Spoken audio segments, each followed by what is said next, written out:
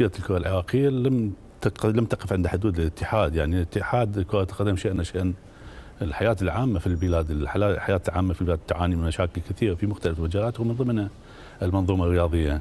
الوضع السيء اللي يمر به البلد على المستوى العام انعكس على كل المجالات، وفي كرة القدم تحديدا كانت هناك مشاكل واضحة على مختلف الصعد. الوضع الخطأ الكبير اللي يعني عانت منه الكرة العراقية يتصل مباشرة بخطأ تكوين الهيئة العامة.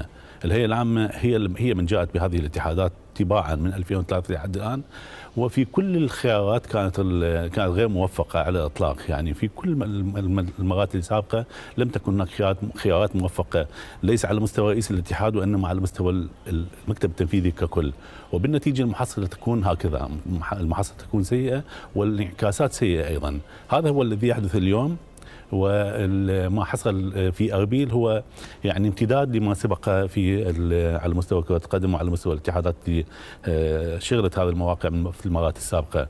أعتقد أنه ما حصل في أربيل هو محاولة، وإن جاءت متأخرة، لكن محاولة لانتشال كرة القدم من الواقع الصعب اللي تمر به في هذه المرحلة.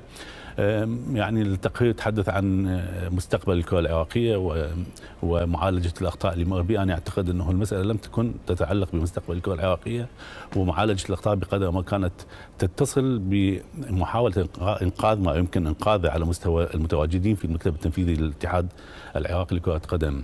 يعني الموجودين في الاتحاد كلهم أصدقائنا وأعزاء علينا، لكن هناك أخطاء كثيرة حدثت، واعتقد انه هذه الاخطاء كانت ممكن ان تؤدي باخرين الى السجن وليس فقط بالموجودين حاليا